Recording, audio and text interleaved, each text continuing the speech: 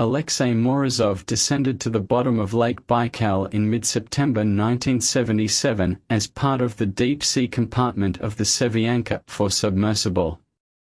Officially, the expedition was called a geophysical survey of the Central Basin. In reality, it was searching for a sunken object, the coordinates of which were transmitted from Moscow in a sealed envelope. Morozov served as a life support and navigation systems technician. His job was to maintain the operation of all mechanisms on board under pressure exceeding 120 atmospheres. The submersible reached a depth of 1,400 meters in 40 minutes. Visibility outside remained zero, even with the searchlights on. The echo sounder showed a flat, featureless bottom. Expedition Commander Krasnov ordered the dive speed reduced and the submersible switched to scanning mode. Morozov monitored the pressure and temperature sensors. Everything was within normal limits. At a depth of 1,520 meters, the echo sounder detected a vertical structure approximately 8 meters high. Krasnov ordered them to come closer. Morozov switched the searchlights to maximum power. A wall of dark stone, smoothly laid, appeared in the beam of light. The joints between the blocks were so tight they seemed monolithic.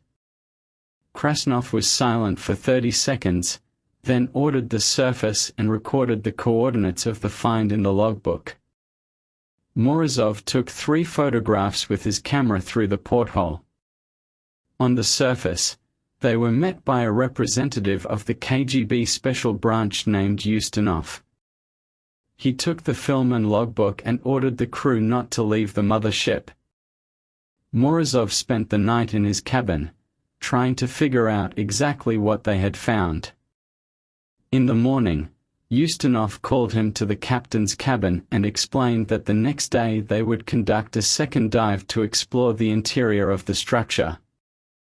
Morozov asked how exactly they intended to enter the submerged structure. Ustinov replied that the entrance had already been discovered by a previous expedition 2 years ago. Morozov knew nothing of any previous expedition. The next day, the submersible descended to the same point.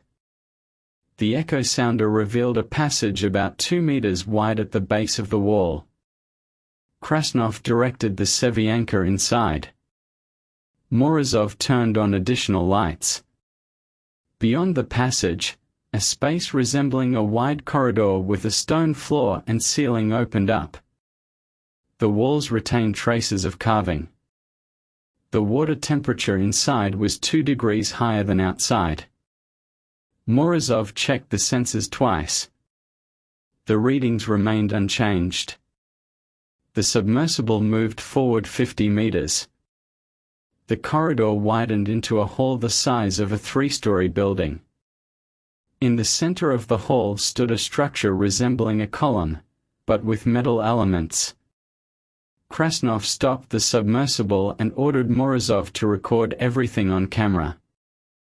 Morozov took 20 frames. Then he noticed a faint greenish spot glowing on one of the walls of the hall. He reported it to the commander. Krasnov pointed the searchlight at the spot. It disappeared. They returned to the surface an hour later. Ustinov took the film again and ordered preparations for a third dive the following day. Morozov asked permission to inspect the submersible before the next descent. Ustinov granted permission. Morozov discovered a microcrack in one of the welds on the outer skin. He reported it to Krasnov. Krasnov reported it to Ustinov. Ustinov ordered repairs completed overnight and the exit as planned. Morozov realized objections were futile. The third dive began at dawn. Morozov completed the weld repair in 4 hours, but did not have time to conduct a full leak check. Krasnov insisted on exiting. The submersible reached the bottom in 35 minutes. Morozov monitored the pressure in the compartments. Everything held. They entered the corridor and proceeded to the hall. This time, Krasnov ordered the side passages to be examined. Morozov turned on the echo sounder in detailed scanning mode. A narrow tunnel, too narrow for the Sevyanka, led off to the right of the hall.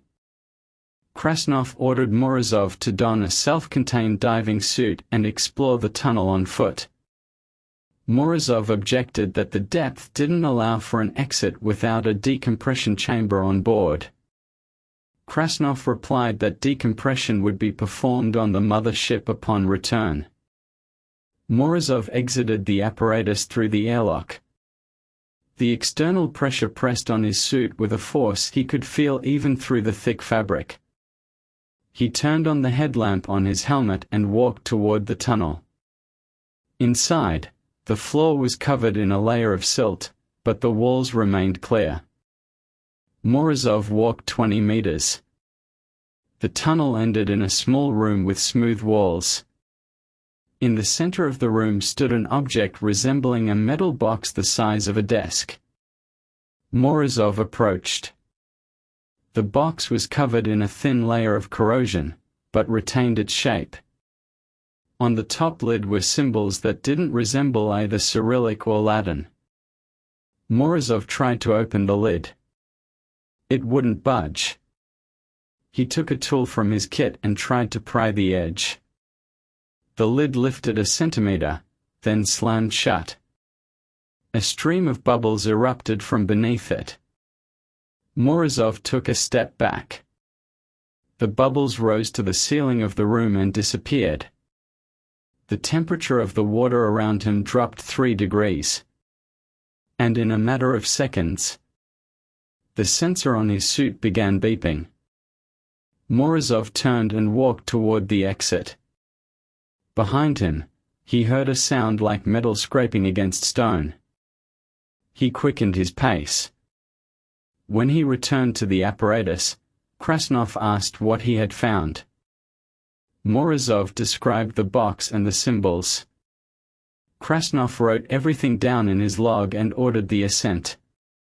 On the surface, Ustinov retrieved the logs again and announced that the 4th dive would take place tomorrow, with the task of retrieving the box. Morozov objected that lifting an object of such mass would require specialized equipment. Ustinov replied that the equipment was already on board. Morozov didn't sleep that night.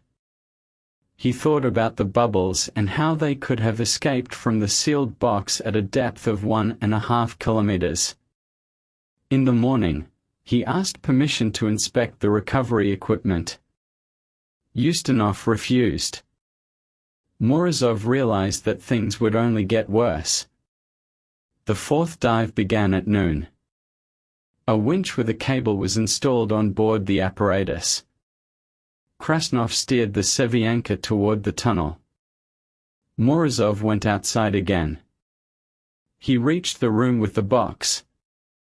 The box lay on its side. The lid was open. There was nothing inside. Morozov reported to Krasnov over the radio. Krasnov ordered a search of the rest of the room.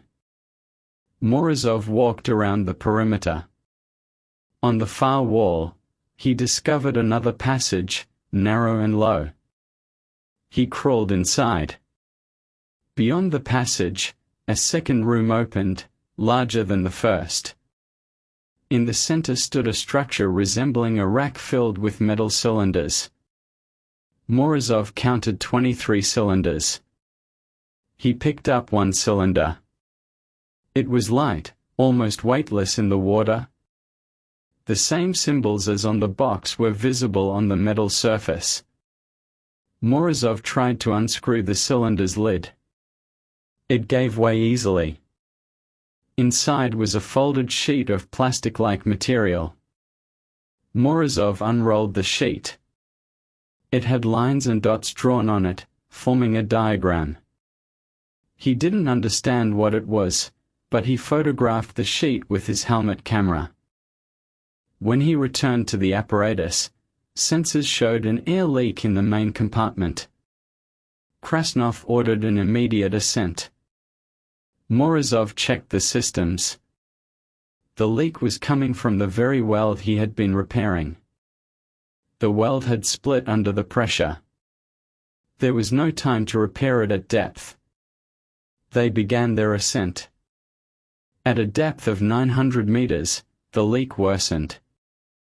Krasnov switched the apparatus to emergency mode. They surfaced in 20 minutes instead of the standard 40. Morozov lost consciousness from the pressure drop. Morozov woke up in a decompression chamber aboard the mother ship. His body was aching with pain in his joints and muscles. The doctors said he had moderate decompression sickness and that he would spend at least 3 days in the chamber. Morozov asked about Krasnov. The doctor replied that the commander had died of a pulmonary rupture during the emergency ascent. On the 4th day, Morozov was released from his cell. Ustinov called him into his cabin. Morozov entered. Ustinov was sitting at the table with an open folder. He said the expedition had been declared a failure and that all materials would be classified. Morozov asked about the photographs he had taken in the helmet. Ustinov replied that the camera had been damaged during the ascent and the film had been destroyed by the water. Morozov knew this was a lie. The camera was sealed. Ustinov added that Morozov would be transferred to another service and would sign a non-disclosure agreement. Morozov signed it. A week later, he was sent to Murmansk as a technician at a shore station. He served there for 8 months. During this time, he attempted 3 times to request archival materials on the expedition. Each time, his request was denied without explanation. In June 1978, Morozov received a summons to Moscow. He was told he was needed for consultation on a new operation on Lake Baikal. He flew to the capital and reported to the specified address. He was met by an officer from another KGB unit, who introduced himself as Kornev. Kornev explained that a follow-up expedition to the same site would take place in 2 weeks and that Morozov would be included as a specialist. Morozov asked why a new expedition was needed after Krasnov's death. Kornev replied that the previous operation had only partially accomplished its task. Morozov returned to Lake Baikal in early July. The mother ship was moored at the same location. The apparatus was new and more secure. The crew consisted of 4 people: Commander Veselov, 2 operators, and Morozov. Kornev remained on the ship as coordinator. The first dive was uneventful. They reached the bottom and entered a corridor. The room looked the same as it had a year earlier. Veselov ordered an investigation of the tunnel where Morozov had found the box. They entered the room. The box had disappeared. The rack of cylinders had also disappeared. Morozov reported to Veselov. Veselov contacted Kornev. Kornev ordered the search to continue in other parts of the facility. They conducted 6 dives over 2 weeks. Each time, they discovered new rooms and passages, but never encountered anything resembling a box or cylinders. On the 7th dive, one of the operators, Gurov, noticed a handprint-like mark on the wall of one of the rooms. Morozov measured the mark. It was 20% larger than a human palm. Gurov assumed it was a diver's mark. A glove. Morozov objected that no glove could leave such clear marks on a rock underwater. Veselov ordered a photograph of the imprint, which Morozov did. They returned to the surface. Kornev examined the photographs and announced that the following day the crew would enter the deepest part of the object, located at a level below the main chamber. Morozov asked how they knew about the lower level. Kornev did not answer. The 8th dive began in the morning. They entered the chamber and found a narrow crevice in the floor in the far corner. Veselov directed the submersible toward the crevice. The echo sounder indicated a void at least 30 meters deep beneath them. Veselov ordered Morozov and Gurov to go outside with a rope and descend into the crevice. Morozov objected that a descent without safety equipment was impossible. Veselov replied that the safety equipment would be provided by a rope attached to the submersible. Morozov and Gurov exited the airlock. They secured the rope and began their descent. The gap was wider than it had appeared from above. They dropped 20 meters. Below, a space opened up, resembling a huge hall with dozens of columns. Between the columns stood structures resembling machines. Morozov turned on his flashlight to maximum. One of the machines emitted a faint glow. Gurov approached the glowing machine. Morozov shouted for him to stop, but Gurov didn't hear. He touched the machine's surface with his hand. The glow intensified. Gurov jerked and pulled back. Morozov swam toward him. Gurov didn't respond on the radio. Morozov looked at his face through the visor of his helmet. Gurov's eyes were open but motionless. Morozov grabbed Gurov by the shoulder and pulled him toward the rope. Gurov didn't resist, but he didn't help either. Morozov pulled him onto the rope and signaled Veselov to lift them up. The rope tightened. They began their ascent. Halfway through, Gurov suddenly jerked and grabbed Morozov's arm. Morozov tried to break free. Gurov tightened his grip. Morozov hit his arm. Gurov let go. They climbed into the apparatus. Veselov examined Gurov. He was breathing but unresponsive. Veselov ordered them to surface. On the surface, Gurov was transferred to the medical compartment. The doctor found no physical injuries. Gurov remained in the same state for 3 days, then began to speak. He repeated one phrase, "There's someone down there." Kornev ordered the expedition to be abandoned. Morozov was informed that his service was over and he would be discharged early. Morozov asked what would happen to the object at the bottom. Kornev replied that the object would be sealed and access to it permanently denied. Morozov was sent to Leningrad. He was given documents and a small allowance. He rented a room in a communal apartment and found work as a technician at a factory. For the first 3 months, he tried to forget Lake Baikal. It didn't work. He dreamed that he descended into the lower hall and found Gurov standing there by the same glowing machine. In November 1978, Morozov received a letter with no return address. Inside was a piece of paper with a phone number and a time to call. Morozov called from a public phone at the appointed time. A man with a hoarse voice answered. He introduced himself as a former member of the first expedition to Lake Baikal in 1975. Morozov asked how he got his address. The man didn't answer. He said Morozov needed to meet him in Moscow. Morozov arrived in the capital a week later. The meeting took place in an abandoned building on the outskirts. The man turned out to be elderly, with a scar on his face. He called himself Samoilov.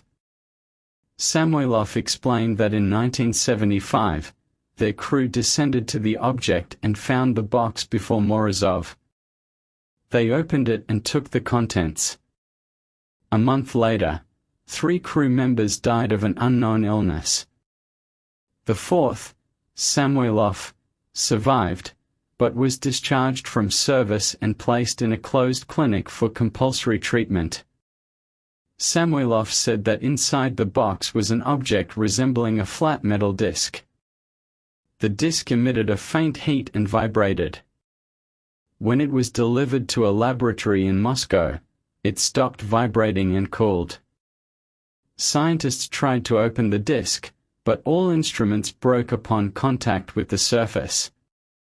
2 months later, the disc disappeared from the laboratory. The official version was theft. Samoilov believed the disc had dissolved or disappeared on its own. Morozov asked why Samoilov was telling him this. Samoilov replied that there was no sunken city at the bottom of Lake Baikal, but a base. The base was operational and someone was maintaining it. All expeditions, including the one Morozov participated in, were attempts to understand who was there. Morozov asked why the authorities didn't send troops. Samoilov replied that they had tried. Not a single military group had returned. Morozov left Moscow the next day. He wasn't sure whether to believe Samoilov, but his words matched what he'd seen. He decided never to return to the topic of Lake Baikal again. In January 1979, Morozov received a summons to report to the local KGB office. He was interrogated by an officer who asked if he had met any of his former colleagues. Morozov lied and said he hadn't. The officer showed him a photograph of Samoilov and asked if Morozov knew the man. Morozov replied that he didn't. The officer released him but warned him that he would be under surveillance. Surveillance was put in place. Morozov realized that Samoilov had been arrested or killed. He decided to leave Leningrad. A month later, he moved to Novosibirsk and found a job at another factory under a different name. An old acquaintance helped him obtain documents for money. Morozov lived in Novosibirsk for 3 years without incident. In 1982, he read a short article in the newspaper about geological exploration being conducted on Lake Baikal using new equipment. The article was brief and lacking in detail. Morozov realized the expeditions were continuing. He no longer tried to find out what was happening at the bottom of the lake. Morozov lived in Novosibirsk until 1991. When the Soviet Union collapsed, he returned to Leningrad, which had once again become St. Petersburg. His old room was occupied by others. He rented a new apartment on the outskirts and got a job as a security guard at a warehouse. In 1995, a newspaper article about secret Soviet expeditions to Lake Baikal appeared. The author cited declassified archives and mentioned several unsuccessful dives in the 1970s. The article didn't name any names, but one detail matched Morozov's recollection: the mention of the death of the submersible commander during an emergency ascent. Morozov cut out the article and kept it in a drawer. In 1998, a young man, introducing himself as a journalist, came to his home. He said he was writing a book about Soviet underwater operations and wanted to interview Morozov. Morozov asked how he had gotten his address. The journalist replied that he had received the information from a former KGB archive employee. Morozov declined the interview and closed the door. A week later, the journalist returned. This time, he said he knew of Krasnov's death and that Morozov was the only surviving member of the 1977 expedition crew. Morozov asked what else the journalist knew. The journalist replied that he knew of the existence of an object at the bottom of Lake Baikal and that it was still guarded. Morozov let him into the apartment. They talked for 2 hours. Morozov told everything except Samoilov's story. The journalist recorded everything on a tape recorder. Before leaving, he promised that Morozov's name would not be mentioned in the book. The book was published a year later. It didn't mention Lake Baikal at all. Morozov called the journalist. The number didn't answer. He went to the address the journalist had left. It turned out to be an empty lot. Morozov realized the journalist didn't work for the publishing house. In 2003, Morozov turned 65.